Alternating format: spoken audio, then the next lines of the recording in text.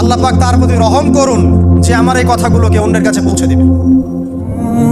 নবীজির ভাষণ। এরপর নবীজি বলছেন, জেনে রাখো নিশ্চয়ই তোমাদের পরস্পরের, মুসলিমদের পরস্পরের সম্পদ, পরস্পরের রক্ত, পরস্পরের এই যে জান মাল ইজ্জত, এগুলো একে অপরের জন্য হারাম।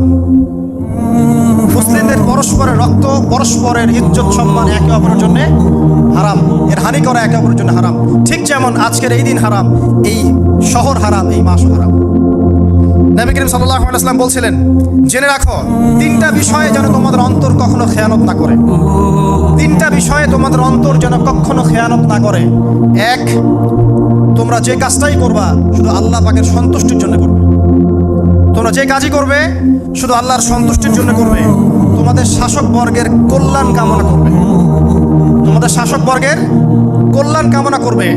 3 নাম্বার, মুসলিমদের জামাতকে আঁকড়ে ধরে রাখবে। মুসলিমদের ইউনাইটেড কমিউনিটিকে আঁকড়ে ধরে থাকবে। এই 3টা বিষয় পালনের ক্ষেত্রে তোমাদের অন্তর যেন খেয়ানত না করে।